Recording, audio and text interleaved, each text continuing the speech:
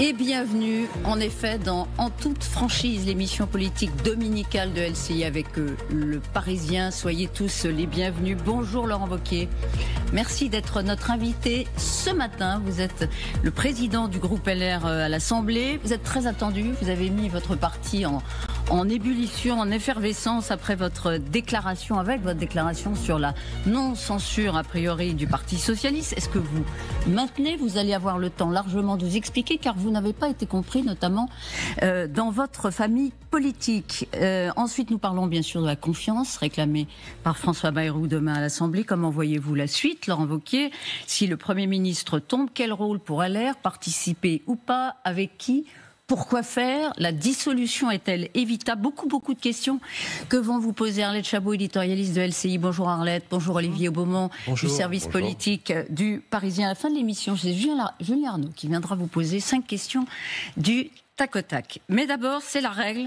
Vous me répondez par oui ou par non. Et nous prendrons le temps, ne vous en faites pas, de développer ensuite. Laurent Wauquiez, François Bayrou a demandé donc à l'Assemblée demain un vote de confiance sur la dette. Est-ce un suicide politique, oui ou non? Non. Pour les prochaines élections, prochaines échéances, est-ce que l'union des droites est inévitable? Pas inévitable, mais souhaitable. Faut-il, d'une façon ou d'une autre, taxer davantage les Français les plus aisés, les plus riches? Non.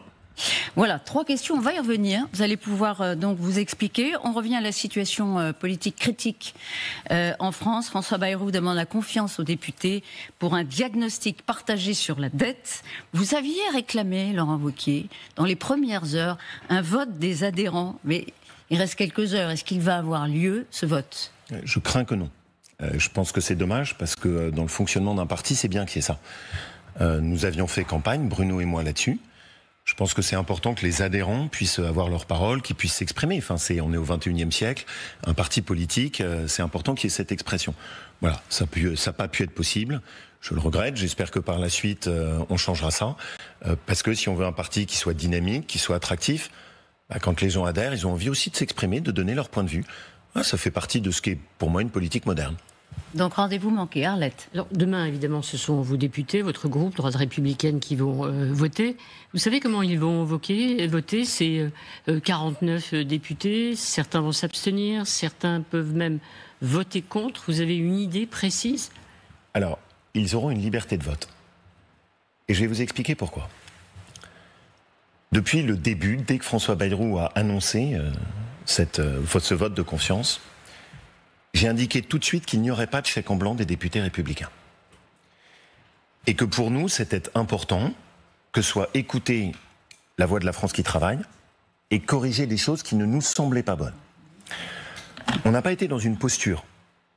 On n'a pas fait partie de ceux qui ont dit non, on s'opposera systématiquement.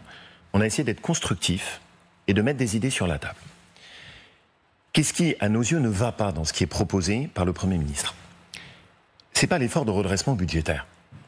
J'ai géré ma région Auvergne-Rhône-Alpes pendant 8 ans. Je n'ai pas augmenté d'1% le poids de la dette. On a fait 15% de baisse sur les dépenses de fonctionnement. Pas une augmentation d'un seul impôt. Et donc, je n'ai évidemment aucun problème avec le sujet du redressement budgétaire. Mais là, dans ce qui est proposé, qu'est-ce qui va pas? Qu'est-ce qui a choqué les Français? C'est le sentiment que, à nouveau, il y avait peu d'économies et beaucoup d'augmentation d'impôts déguisés. Et pour être même plus précis, que ça allait être à nouveau toujours les mêmes qui payent. C'est-à-dire la France qui travaille ou qui a travaillé toute sa vie. Ça s'incarne dans une mesure qui, à mes yeux, est très injuste, c'est celle de la suppression des 2 jours fériés sans que ce soit payé. Parce que on s'attaque aux 2 jours fériés de ceux qui travaillent et on ne traite pas le sujet des 365 jours fériés de ceux qui profitent du système. Ça aurait pu donner lieu à un débat budgétaire avec des amendements, etc. La question, c'était effectivement combien de députés, pour les raisons que vous développez, c'est-à-dire c'est un budget qui ne nous convient pas, combien de députés LR ont voté contre? Je pense que ça va se partager à peu près en moitié. 50-50. Oui, je pense à peu près. Vous aurez une majorité de députés qui vont voter pour. Ouais. Et vous aurez une autre moitié, sans doute un peu moins, et auquel je donne la liberté de vote. Pourquoi? Et parce que François Bayrou ne les a pas écoutés. C'est-à-dire, vous avez un Premier ministre auquel on est venu voir en lui disant on ne demande pas moins d'économie, mais plus d'économie. On demande juste que ce ne soit pas concentré sur ceux qui travaillent et qui ont travaillé, mais qu'il y ait un projet de loi de lutte contre la fraude et l'assistanat. Je l'ai demandé dès janvier. C'est-à-dire, ça fait 9 mois qu'on fait cette proposition. Vous avez en face de vous quelqu'un qui, en plus, mardi, quand j'étais en rendez-vous avec lui, m'avait dit « Très bien, c'est une très bonne proposition, je suis prête à la reprendre ». Et depuis, rien. Je demande jamais à mes députés de voter contre leur conscience. Parce que là aussi, c'est pas ma conception de la façon de faire de la politique. L'ADN de notre groupe, c'est la défense de la France qui travaille. Et donc, à l'arrivée, je le regrette. Parce que je pense que ça aurait pu être différent. Et que si le Premier ministre avait écouté, ça aurait été autre chose. Oui, mais demain, c'est pas le vote sur le budget, c'est pas sur la proposition de budget de François Bayrou. Donc, qu'est-ce qu'ils comprennent, vos électeurs? Vous participez à un gouvernement et vous refusez la confiance au Premier ministre? Non. Enfin, certains d'entre vous, en tout cas, franchement, ils doivent avoir du mal à suivre, quoi. Non, je pense qu'au contraire, c'est très clair. Et ce qui est clair, c'est que les Républicains ne sont pas des godillots. Qu'on n'est pas dans un gouvernement avec les difficultés qu'on sait pour signer des choses qu'on considère être contraires à l'intérêt du pays. Et qu'on essaye de peser pour réorienter dans la bonne direction. Il n'y aura pas, comprenez-moi bien, de redressement du pays s'il est acquis au prix d'augmentation d'impôts toujours sur ceux qui font la richesse de la France. Et je crois très profondément à ça. C'est-à-dire que pour que ça marche, le redressement budgétaire, il faut qu'il y ait un contrat. Ce contrat, il doit être avec les Français. Oui, on va faire des efforts, mais la contrepartie, c'est que vous n'aurez aucune augmentation d'impôts. Et on va y revenir tout à l'heure parce qu'on veut savoir, vous, quel serait votre budget. Vous votez quoi, vous? Parce qu'après, on vous entend, on se dit, va voter la confiance, Laurent Wauquiez? Moi, personnellement, j'ai fait ce choix. Je voterai la confiance, et vous l'avez compris, sans aucun enthousiasme. Ah oui, c'est moi qu'on puisse dire. Ça, c'est moi qu'on puisse dire. C'est ce que je dis moi-même. Vous pourriez être cohérent et ne pas la voter compte tenu... Non, et je vais vous dire pourquoi. Parce qu'il y a d'un côté cette préoccupation qui est la nôtre de la France qui travaille, mais il y a de l'autre côté, ce qui pour moi pèse plus lourd en ce moment, la question de l'instabilité. Et donc, je me suis toujours exprimé dessus. Vous savez que j'aime l'histoire. Georges Pompidou, on l'a oublié, a été pendant 6 ans Premier ministre. 6 ans. Période extraordinaire pour notre pays. Pourquoi? Parce que l'action politique s'installait dans la durée. Là, en moins de 2 ans, et moi, ça me met quand même... c'est désespérant de voir ça. On va avoir éclusé 4 premiers ministres. 4 premiers ministres en 2 ans. Donc, ma position... la stabilité avant dans ma la position sanction. Personnelle, et c'est pour ça que je l'ai dit, je vote pour, sans enthousiasme, mais avec responsabilité. D'accord, mais Laurent Wauquiez, François Bayrou, demain, ne demande pas un vote sur les solutions, plutôt sur le constat, s'entendre sur la gravité de la dette aujourd'hui en France. Il a voulu créer un électrochoc, je reprends ses mots. Visiblement, sa stratégie n'a pas convaincu, en tout cas pas à ce stade. Ça veut dire quoi? C'est qu'il s'y est mal pris, ou alors que les Français ne veulent pas comprendre la gravité de la dette aujourd'hui? Je ne crois pas ça du tout. Je ne crois pas que les Français ne veulent pas comprendre. Je pense qu'il s'y est très mal pris. Parce que je suis sûr, et je le vois chez moi, les Français ont une très grande conscience, beaucoup plus que ce qu'on croit, de ce qu'a été l'augmentation de la dette, des dangers qui sont face à nous. Et je ne crois pas à ce qu'on dit en disant ils ne sont pas prêts à faire des efforts. Ils veulent juste un contrat qui soit clair. Quand vous donnez le sentiment que vous avez des politiques qui viennent sur un plateau et qui disent c'est la faute des Français si on en est là, et qui ne sont pas capables d'assumer, et je me mets dedans, la responsabilité des mauvaises gestions qui se sont accumulées. Ça ne peut pas fonctionner. Quand à l'arrivée, vous voulez entraîner les gens, il faut donner une vision. C'est ce que j'ai fait dans ma région Auvergne-Rhône-Alpes. Et la vision que je demande, et pour moi, ça vaut pour le lundi, et vous l'avez bien compris, ça vaut pour les débats budgétaires qu'on va avoir, et pour ce que sera la suite. Et alors, on va en parler de la suite. La vision, elle doit reposer sur 2 piliers très simples. Le redressement budgétaire, c'est 100% d'économie, aucune augmentation d'impôts. Et la deuxième chose, on ne fragilise pas la France qui travaille. Parce que tout le problème de notre pays, et c'est mon diagnostic, le poison qui ronge la France, c'est qu'il n'y a plus d'équilibre entre l'assistanat et le travail. Celui qui travaille se dit, je paye pour que d'autres touchent des aides sociales alors qu'ils pourraient travailler. On va parler de votre allocation sociale d'ailleurs unifiée tout à l'heure. On avance parce qu'évidemment, on vous attend sur une déclaration qui a mis le feu aux poudres. La semaine dernière, vous avez ouvert la porte à un gouvernement de gauche, Laurent Wauquiez, en affirmant qu'il n'y aura pas de censure automatique par votre groupe. On a pris un engagement, on ne censure pas, c'est-à-dire qu'on ne censurerait pas un gouvernement socialiste, on ne censurerait pas un gouvernement RN non plus. Tant mieux si Laurent Wauquiez, d'ailleurs, ne nous censure pas, a dit Olivier Faure. Est-ce que vous maintenez votre affirmation?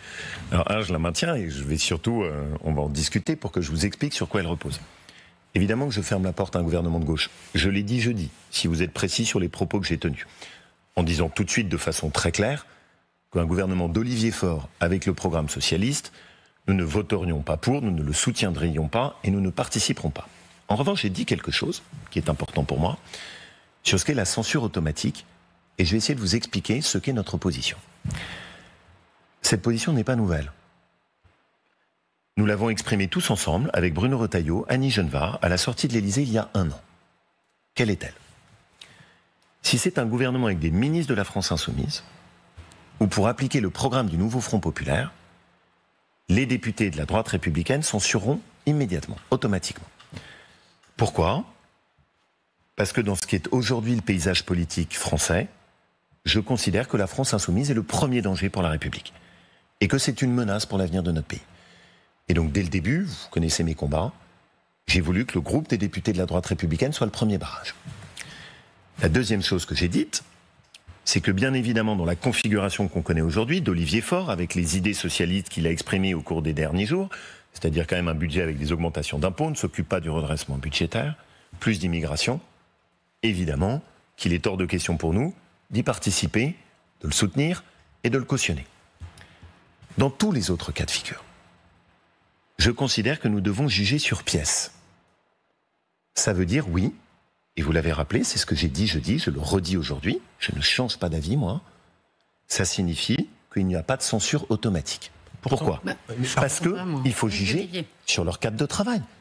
Il faut juger sur ce que va proposer un gouvernement. Et pourquoi ? Mais vous le savez, il y a un programme. Mais c'est précisément... Mais vous posez exactement la bonne question. C'est tout le problème. Vous voulez donc qu'on vienne sur un plateau et qu'on dise, parfait, dans le contexte actuel de ce qu'est l'Assemblée nationale, avec l'explosion du paysage politique, quoi qu'il arrive, vous allez faire tomber des gouvernements qui se présentent sans même savoir ce qu'ils veulent faire. Pourtant, c'est ce qu'ils veulent. Il y a eu un contre-projet qui a été présenté la semaine dernière. 22 milliards d'efforts budgétaires. C'est moitié moins que ce que propose François Bayrou. Mais Olivier... Vous êtes prêt à regarder les propositions budgétaires du Parti Socialiste. C'est très mal compris de la part de votre base militante, des cadres du DLR. Ça a été rappelé d'ailleurs hier lors du congrès de rentrée à Port-Marly. Vos propos ont déstabilisé les militants et les sympathisants du parti. Si vous les retracez tels que je les ai exprimés, il n'y a aucune raison. Qu'est-ce que j'ai dit jeudi ? Vous m'avez entendu. J'ai dit qu'avec le programme exprimé par Olivier Faure, un gouvernement socialiste, c'était évidemment inenvisageable pour nous. Mais je voudrais qu'on se mette un peu au niveau. Je comprends pas. Il ne va pas arriver avec votre programme. Oui. Il ne va pas arriver avec votre programme. Olivier Faure à Matignon. C'est pour ça que je suis d'une clarté totale. Je vous l'ai dit très clairement, on ne participera pas, on ne soutiendra pas un gouvernement. Mais pourquoi est-ce que je vous dis ça ? On ne censurera pas immédiatement, a priori, un gouvernement socialiste, mais on censurera immédiatement un gouvernement socialiste. Voilà, donc la semaine avec le programme qu'il a. On nomme un Premier ministre socialiste. Une semaine après. Pardonnez-moi. Est-ce qu'on peut faire collectivement l'effort de regarder ce qu'est la situation politique actuelle et ne pas raconter de carabistouilles aux Français ou d'être dans des postures. J'entends bien tous ceux qui en ce moment disent « Ah, attention, aucune compromission, pas de discussion ». Mais sauf que c'est quoi l'Assemblée nationale aujourd'hui ? Elle est explosée. Vous avez des groupes qui sont de partout, il n'y a pas de majorité. Ceux qui viennent en disant « Il n'y aura aucune discussion avec qui que ce soit ». Nous allons vous proposer un gouvernement chimiquement pur, qui sera soit uniquement de droite, soit uniquement socialiste, soit uniquement macroniste. Mais mentent. On ment aux Français quand on dit ça. Il y a déjà suffisamment de confusion dans la situation politique actuelle pour qu'on ne rajoute pas de l'hypocrisie ou des mensonges. Mais évidemment, pardon... François-Xavier Bellamy, hier dans le Figaro, il a été très direct. Il vous a dit nous censurons un gouvernement PS immédiatement. Voilà, c'est de l'hypocrisie, ça ? Alors, je vais répondre sur François-Xavier Bellamy. Mais je voudrais juste d'abord bien expliquer ce qu'est la position. Je la répète pour qu'on la comprenne bien. Un gouvernement LFI ou avec le programme du nouveau Front populaire, c'est une censure automatique. 2, il n'y a aucune ambiguïté de ma part, je l'ai déjà dit, je le redis. Le gouvernement d'Olivier Faure avec le programme socialiste tel qu'il l'a exprimé au cours des derniers jours, c'est évidemment non. Dans tous les autres cas de figure, parce que c'est notre devoir, vu ce qu'est le chaos de la vie politique, ça supposera de choisir entre 4 postures, soit participer dans le meilleur des cas, soit se contenter de soutenir, soit s'opposer, soit censurer. Je vais répondre sur François-Xavier. Oui. François-Xavier est député européen. Le seul gouvernement qu'il peut censurer, c'est celui d'Ursula von der Leyen. S'il veut censurer à l'Assemblée nationale, Eh bien, c'est très simple. Il faut qu'il se présente à l'élection de députés, aux législatives, pour pouvoir siéger au sein de l'Assemblée nationale. Il aura l'embarras du choix, puisque dans son département, nous n'avons aucun député républicain. Il n'est pas légitime à faire cette déclaration. Non, ce que je veux dire par là, pourquoi je le dis, c'est qu'aujourd'hui, nous les députés, nous nous sommes présentés à des élections difficiles, dans un contexte où on a défendu nos valeurs. Si aujourd'hui il y a des grâce ministres... au barrage républicain, pour ce qui vous concerne. Non, pas pour ce qui nous concerne, nous n'avons jamais participé à ces négociations de front républicain. Nous avons défendu nos idées, nos convictions. S'il y a aujourd'hui des ministres républicains dans le gouvernement, c'est parce qu'il y a des députés qui se sont engagés. Et j'invite à l'esprit de responsabilité tous ceux qui en ce moment font des grandes déclarations, avec des postures très affirmées qu'ils n'auront pas assumées. C'est d'abord les députés qui vont être amenés à faire ces choix. C'est eux qui sont confrontés à ça. Et dans le fonctionnement de notre parti, je ne veux pas revivre ce qu'on a vu il y a 10 jours, où le parti s'est précipité pour expliquer que bien évidemment on allait voter la confiance, sans même que les parlementaires soient consultés. Arlette. Et, pardonnez-moi, je voudrais rajouter quelque chose pour qu'on se comprenne bien. Pourquoi je dis ça aussi ? Parce que quand vous faites des grands discours avant la constitution d'un gouvernement, dans le contexte de chaos politique, que vous donnez l'illusion aux gens que vous allez pouvoir défendre une ligne 100% de droite, et qu'ensuite on siège dans un gouvernement qui a été celui de François Bayrou, avec quelqu'un qui a appelé à voter contre Nicolas Sarkozy pour François Hollande, avec un programme de gouvernement, pardon, mais qui est très loin de l'idée que je me fais de ce que devrait être le programme de la droite, eh bien vous nourrissez des déceptions. Donc moi je veux qu'on dise la vérité. Sur ce plateau, je le répète, oui, la situation actuelle suppose de discuter avec des gens avec lesquels vous ne partagez pas forcément toutes les idées, et c'est en fonction de ça et seulement de ça, et pas avec des postures qui en réalité sont très déconnectées de ce qu'on peut faire, qu'il faut décider. Donc on juge sur pièce. En fonction du programme de travail qui nous sera proposé. Si c'est possible, des réponses un tout petit peu plus courtes, parce qu'on a des tonnes de questions à vous poser. Laurent Wauquiez. Moi, je suis content d'avoir le temps de m'exprimer et de défendre mes idées et mes convictions. Petite précision. Oui. Alors après votre déclaration, émotion, non, effectivement, chez les mais ce qui n'a aucune raison d'être, c'est juste la position qu'on a toujours eue depuis un an. Franchement, Bruno Retailleau, c'est le président du parti, qui a dit effectivement, si le gouvernement socialiste devait mener une politique concrète aux intérêts de la France, le devoir serait de l'empêcher. D'autres disent il faut censurer immédiatement. Mais alors, si vous allez nous dire, non mais voyez, nos positions sont les mêmes, mais vous parlez, non ? Vous auriez pu vous téléphoner avant pour dire... Arlette Chabot, on se parle et on discute, mais il ne peut y avoir aucune surprise, puisque c'est la position qu'on avait déjà exprimée il y a un an avec Bruno Retailleau et Annie Genevard. Vous vous êtes expliqués tous les deux, vous vous êtes dit, mais Bruno, t'as pas compris ce que j'ai dit, et Bruno a dit, mais pourquoi t'as dit ça ? C'est un truc de fou, ça. C'est dans ce que vous-même vous avez cité, vous voyez bien qu'il n'y a aucune contradiction avec ce que je dis. Je n'ai pas entendu Bruno Retailleau dire, il y a une censure automatique d'un gouvernement autre qu'avec des ministres LFI. Parce qu'on voit le programme du PS. On voit bien Bruno Retailleau a réagi très vite à la fois de vos propositions. Oui, vous avez annoncé la non-censure sur le réseau social X, donc on a le sentiment de voir revenir à nouveau, de se raviver une guerre des chefs au sein de la droite. Il n'y a aucune raison à ça. Il n'y a pas de guerre des chefs. Et c'est pour ça que je rappelle que la position que je viens d'exprimer est celle que nous avons déjà arrêtée il y a un an. Alors pourquoi il vous a répondu avec ses promptitudes immédiatement pour clarifier non, il n'y aura pas de censure. Posez-lui la question. Je vais même aller au-delà. C'est lui qui est en contradiction avec l'engagement pris il y a un an. Vous aviez dit nous ne sommes pas dans la stratégie du pire. Non, je veux juste que tout le monde soit dans un état d'esprit qui soit celui du sang-froid et qui permette de bien poser les diagnostics. Et je vais aller jusqu'au bout avec y compris une nouvelle proposition que je souhaite faire. Dans le contexte actuel, il ne faut pas refaire ce qu'on a fait avec François Bayrou. Où on s'est précipité, j'étais contre, pour immédiatement aller, dès que François Bayrou a été nommé, dans un gouvernement sans même savoir pourquoi faire. Je vais vous dire ce que je pense. Si on nous avait dit à l'époque que le programme législatif se résumerait en réalité à une seule loi, qui est la loi sur la fin de vie, et qu'il n'y aurait quasiment rien d'autre dans le programme législatif, eh bien je pense que la position des députés républicains aurait été autre. Donc ma proposition, c'est quoi ? Donc c'est un bilan négatif de la participation des ministres LR dans le gouvernement de Bayrou. En tout cas, pas à la hauteur de ce que je me fais comme ambition pour le travail de redressement du pays. Oui. Et donc, qu'est-ce que je souhaite qu'on fasse ? Prochain gouvernement, il faut qu'il y ait un pacte de gouvernement avant, avec un programme de travail. Je suis cohérent avec ce que je vous dis. On juge sur pièce en fonction de la feuille de route qui sera celle du gouvernement qui nous sera proposée. Et qu'on sache pourquoi on y va. Parce qu'on est quand même dans un fonctionnement de démocratie étonnamment immature. Si vous regardez ce qui se passe en Allemagne, ce qui se passe en Italie, ce qui se passe dans toutes les autres démocraties, vous n'y allez pas comme ça parce qu'il y a des postes qui sont sur la table. Vous n'y allez pas pour prendre des ministères. Vous y allez parce qu'on définit ensemble qu'est-ce qu'on veut faire pour le redressement du pays. Dans un cadre que j'ai rappelé, qui est contraint, où on ne peut pas faire tout ce qu'on veut, où malheureusement on ne peut pas aller aussi loin. Et pour enfin que ma position soit exprimée jusqu'au bout de ce que je souhaite, évidemment que je préfère un Premier ministre issu des Républicains. Et que dans ce qui serait pour moi souhaitable, si on peut avoir par exemple un Premier ministre tel que Xavier Bertrand, qui fait partie des noms qui sont en ce moment évoqués, bien sûr que je préférerais, parce qu'ensuite pour défendre nos positions, c'est beaucoup plus facile. Xavier Bertrand, Premier ministre, c'est votre choix, mais avec qui pourriez-vous également gouverner? On voit ça dans un instant. Tout de suite, Laurent Wauquiez, en toute franchise. Laurent Wauquiez, notre invité en toute franchise. Merci encore d'être avec nous ce matin, monsieur le président du groupe LRDR à l'Assemblée. Olivier, une question sur les socialistes, juste pour revenir en quelques mots.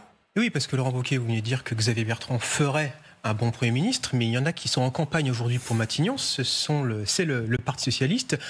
Olivier Faure, le premier secrétaire du parti. Et ce matin, François Hollande, l'ancien président de la République, qui est interrogé dans La Tribune dimanche, dit d'Olivier Faure qu'il est légitime à revendiquer le pouvoir. Est-ce que c'est ce que vous pensez aussi? Est-ce qu'il serait un bon Premier ministre? Est-ce qu'il serait capable de faire parler autour d'une table des élus aussi de la droite et du bloc Renaissance? Je n'y crois pas. Pourquoi? Et je vais vous dire, je pense qu'en ce moment, tout le monde fait semblant. Je ne crois pas du tout à l'hypothèse d'un gouvernement socialiste avec Olivier Faure. Donc, je pense que c'est une chimère ou un épouvantail. Et je vais vous dire pourquoi. La France Insoumise et Jean-Luc Mélenchon ont déjà expliqué qu'ils ne soutiendraient pas. Je vous ai dit que, évidemment, les députés républicains n'apporteraient pas leur soutien et ne participeraient pas. Je ne crois pas que le RN fasse autre chose, et j'ai beaucoup de doutes sur ce que serait la position, en tout cas d'Horizon et de Renaissance. Ça veut dire qu'on est en train de parler d'un gouvernement qui commencerait avec un socle de députés déjà inférieur à celui de François Bayrou. Donc je pense que ça fait un peu partie de ces scénarios que la classe politique et médiatique en ce moment est bien agitée, dans lequel c'est bien, ça fait une histoire à raconter. Je n'y crois pas. Et moi j'aime bien que dans cette période très confuse, on dise les choses clairement. Je ne crois pas du tout à cette hypothèse. Eux disent qu'ils se préparent, qu'ils sont prêts à exercer le pouvoir à Matignon. Je pense qu'eux-mêmes n'y croient pas. Et que quand ils vous en parlent... Qu'est-ce qui vous fait dire ça? Parce que je pense que les socialistes sont très lucides sur le sujet et qu'ils savent eux-mêmes qu'il n'y a pas d'option dessus. Je pense d'ailleurs que quand vous échangez avec eux, en toute franchise, je pense qu'ils le disent aussi. Ils jouent à quoi? À exister dans le paysage comme tout le monde? Montrer qu'ils sont un parti responsable du gouvernement. Ils mettent un projet sur la table. Oui, mais je pense que dans cette période où on joue quand même avec le destin du pays, il faut essayer d'avoir une parole qui soit au moins sans histoire et sans carabistouille.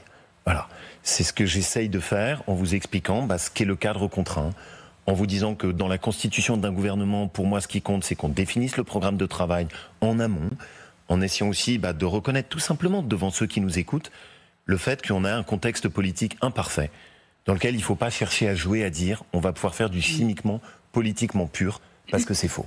Alors, sur la base d'un programme qui aurait été élaboré, est-ce que Emmanuel Macron, par exemple, a demandé à son socle commun de travailler avec la gauche. Est-ce que vous seriez prêt à faire un deal, vous, sur le budget, pour que la France ait un budget, avec un gouvernement qui comprenne des socialistes, y compris, et avec le socle commun? Jusqu'où vous pourriez aller? Mais, juste, est-ce qu'on peut se poser un instant? Dans le gouvernement de M. Bayrou, je n'y suis pas. Mais mes collègues qui sont ministres républicains siègent à côté de qui? Manuel Valls. À ma connaissance, il ne vient pas de la droite. François Rebsamen. Il m'a échappé qu'il venait de la droite.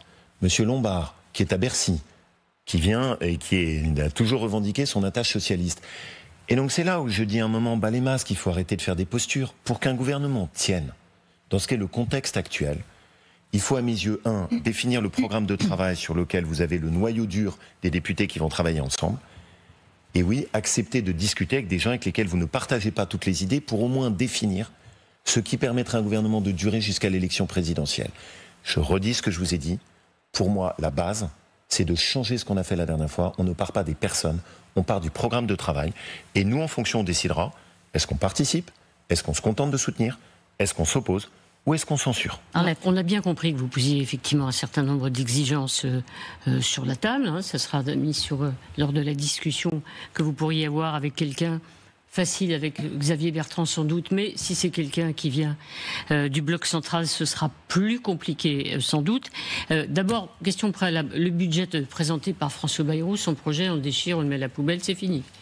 Compte tenu de ce que vous dites, c'est oui ou non? Moi, j'aime bien là aussi avoir de la constance. Nos lignes rouges, c'est quoi? 1, pas d'augmentation d'impôts. 2, pas de baisse des pensions sur la France qui a travaillé. 3, en revanche, le maximum, en allant le plus loin possible d'économies sur le fonctionnement de l'État et tout ce qui est la dépense publique. Donc ça, c'est ce que je défends. Et le chemin auquel je crois, c'est celui qui permet de garder le social dans notre pays, d'arrêter l'assistanat et de revaloriser le travail. C'est ça la vision que je veux qu'on porte. Oui, 44 milliards, l'objectif effectivement de François Bayrou. C'est trop. Il faut aller peut-être un peu moins. Il y a un risque, effectivement, disent certains, d'avoir petit stop sur effectivement la croissance. Il y a un risque. On n'est pas obligé d'aller aussi vite. Il faut trouver 110 milliards pour revenir à 3% et on a un peu le temps. Moi, le plus on fait d'économies, le mieux je me porte. Mais Madame Chabot, des vraies économies. Il n'y a pas des augmentations d'impôts déguisées. Ouais. Et là, ce qui ne va pas, c'est que dans ces 44 milliards, il y a beaucoup de milliards qui sont juste le vieux réflexe français. On va chercher dans la poche. Et c'est le bon niveau. 44 milliards. Moi, ça me va. Je suis même prêt à assumer plus. Oui, vous aviez dit que vous pourriez faire plus. Bien sûr, j'ai toujours assumé ça. C'est soutenable pour les Français, pour l'économie française ? C'est soutenable à une condition. C'est que ça passe par des économies sur la dépense publique et pas des augmentations d'impôts. Je l'ai fait dans ma région, où j'ai fait moins 15% sur la dépense de fonctionnement et aucune augmentation du poids de la dette. Donc ce que je veux dire aux Français, c'est faisable.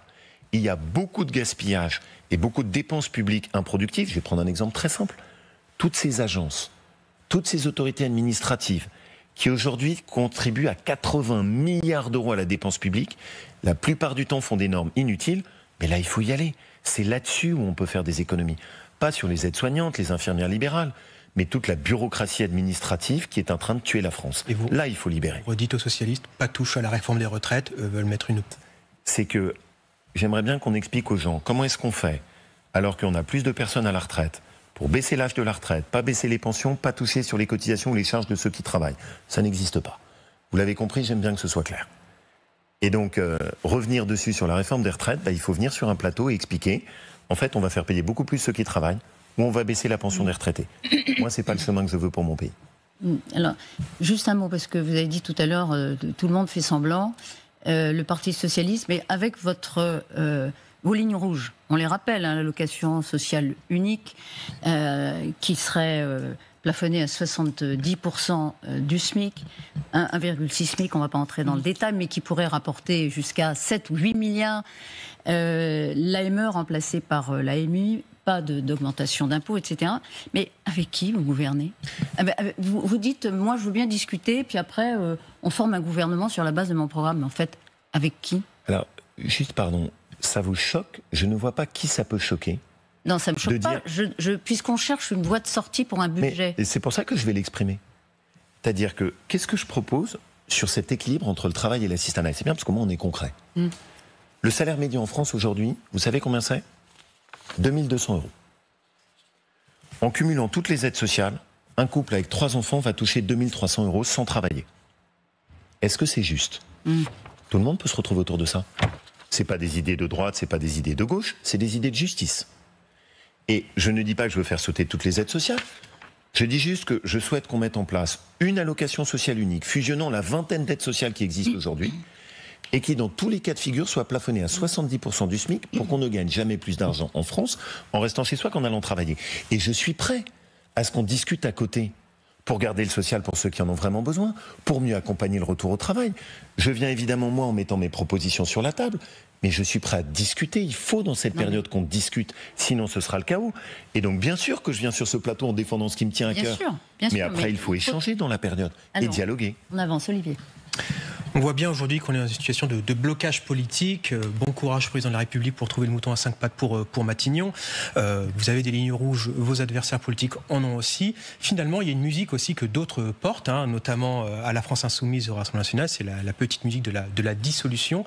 Même Nicolas Sarkozy, l'ancien président de la République, qui vient de votre famille politique, prône cette solution. Est-ce que vous y êtes favorable ou est-ce que c'est une erreur ? Est-ce que les mêmes causes produiraient les mêmes effets ?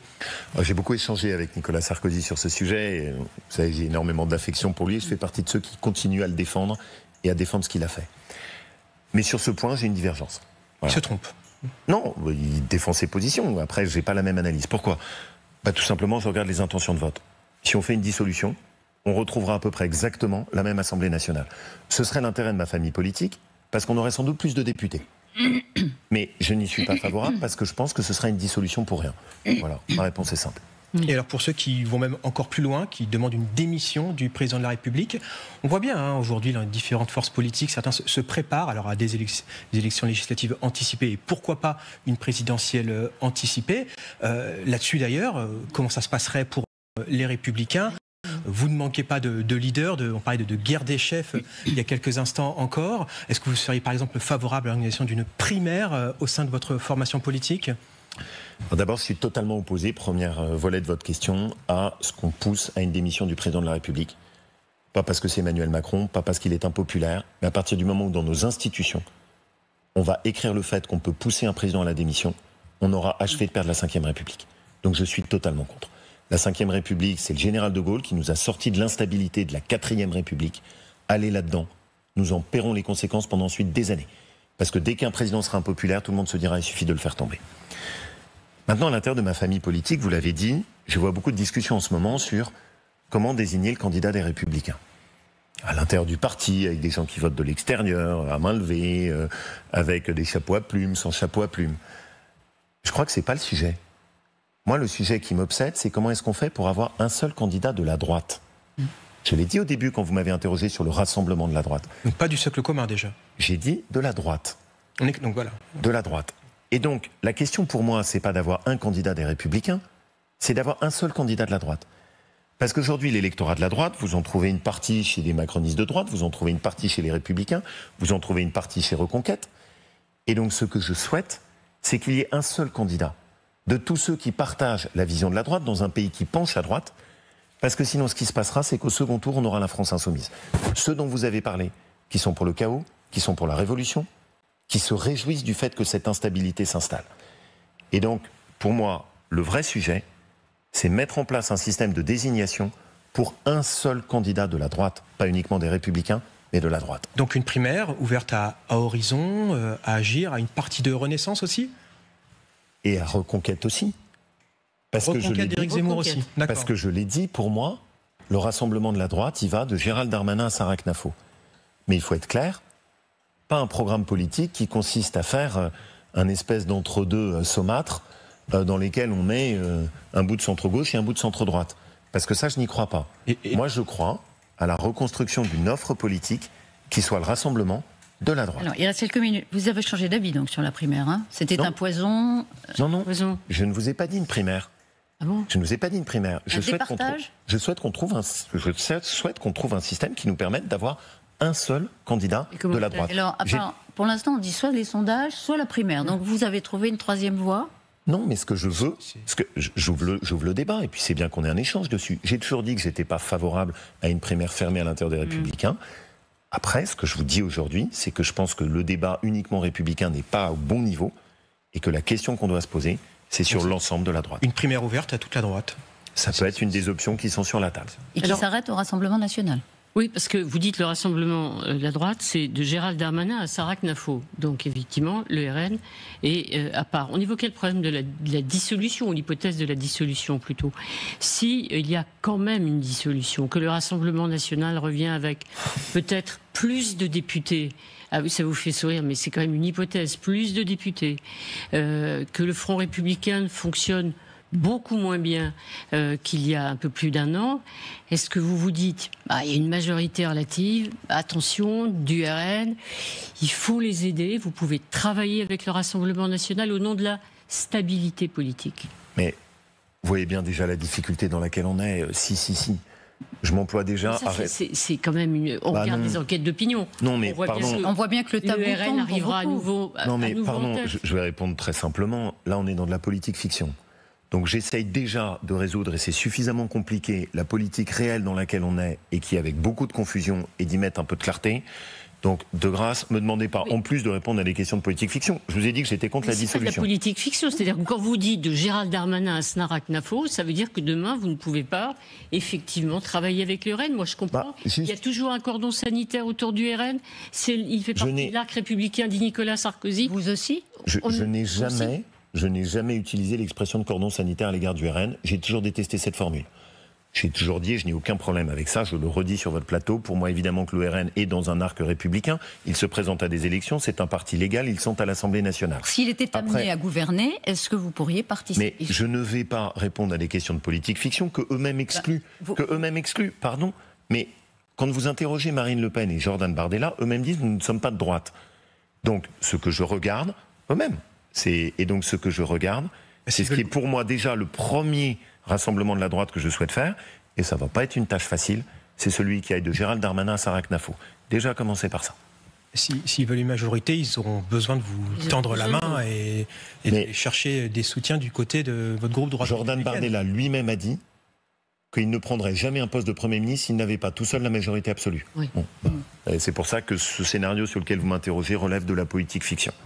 En cas de législative anticipée, pardon, mais c'est un scénario aussi crédible. Que doit faire LR en cas de duel LFI-RN dans les circonscriptions?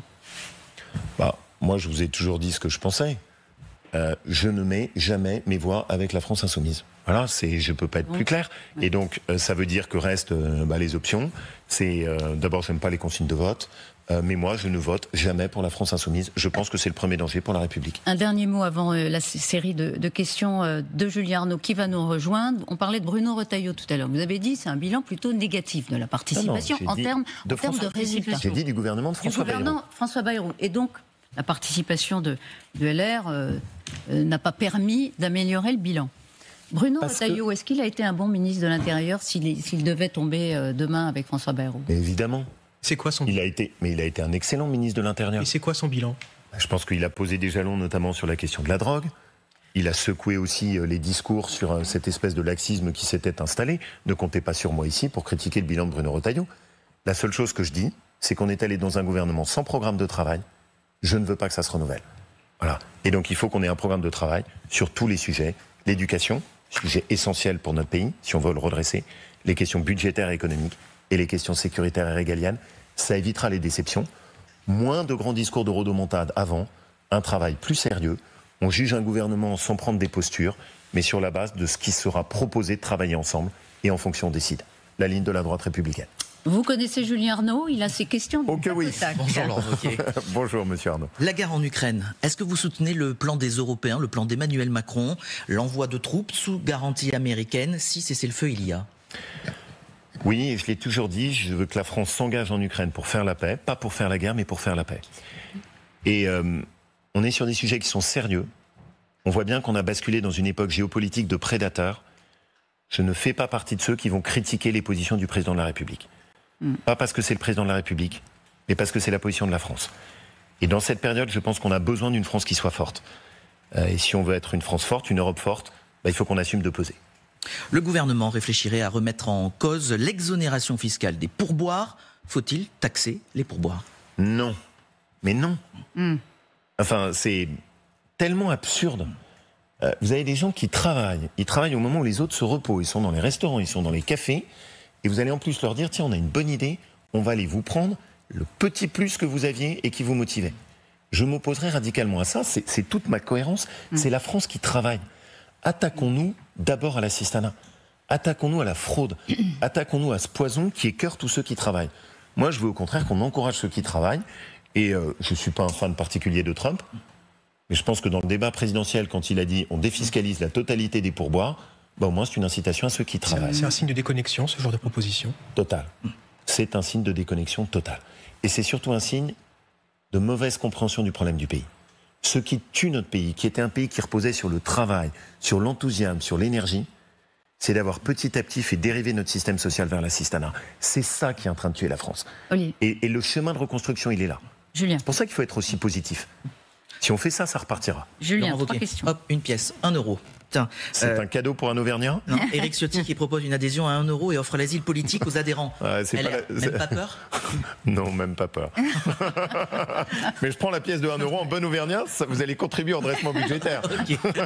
2014, regardez boîte à archives, vous Laurent Wauquiez à l'époque sur les partis politiques. Oula. Ces histoires de partis ne m'intéressent pas. Je pense que la question de savoir qui tient le parti, qui est en position, qui verrouille le dispositif, tout ça, c'est de la vieille politique dont les Français en ont assez. Vous faites de la vieille politique aujourd'hui? J'essaye d'éviter, je pense que je viens de vous dire exactement l'inverse ce matin. Voilà. Je viens de vous dire, précisément, il faut travailler ensemble. Mais avec des partis politiques. Je viens de vous dire, il faut dépasser les partis politiques pour reconstruire le rassemblement de la droite. Je viens de défendre la cohérence de ce que sont mes convictions sur la France qui travaille et l'assistanat. Vous auriez pu d'ailleurs sortir des images d'archives de ce que je disais il y a plus de 15 ans et j'ai été beaucoup attaqué dessus. Ouais. Je n'ai jamais cédé dessus. J'ai toujours dénoncé le cancer de l'assistanat. J'ai pas changé. Allez, dernière petite question dans la Par contre, peut-être un peu plus de barbe de ce que j'ai vu. Dans la famille Sarkozy, je demande le fils Louis Sarkozy. On le présente comme l'avenir de la droite, la relève. Il va se présenter vraisemblablement dans les prochaines heures à Menton. Petit conseil de vous, Laurent Wauquiez, l'aîné? Restez soi-même. Et j'ai appris ça au fur et à mesure du temps. Ça fait partie parfois d'erreurs que j'ai faites. Restez soi-même. Du tac au tac. C'est une question. Pour finir, à Orange, la déclaration d'une habitante a beaucoup frappé. Des dealers ont proposé de l'argent pour aider la rentrée scolaire des enfants. Elle a accepté. Elle dit oui parce que ça apporte le calme et c'est bon pour le pouvoir d'achat. Quand vous entendez cela à Orange, qu'est-ce que vous dites? Où en est la France? Votre reportage était scotchant. Et je tiens à le dire, c'était un reportage très fort. TF1. Et moi, ma crainte, c'est que les gens le regardant, parce qu'il y avait un sentiment de sincérité dans la façon dont cette dame s'est exprimée, se disent « Ah tiens, non, il faut le redire avec la plus grande fermeté, la plus grande clarté, c'est révoltant. On ne peut pas rentrer là-dedans.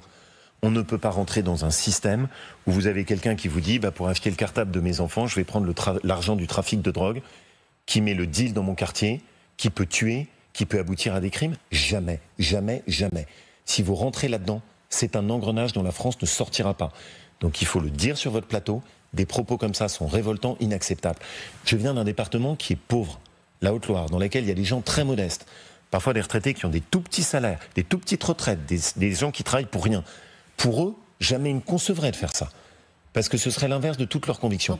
On ne se soumet pas, on ne se compromet pas avec l'argent du narcotrafic. Maintenant, non seulement ils tuent, ils fragilisent notre sécurité, mais ils veulent corrompre les âmes en instrumentalisant la misère. Oui. Stop. Alors une fois qu'on a dit ça, on fait quoi?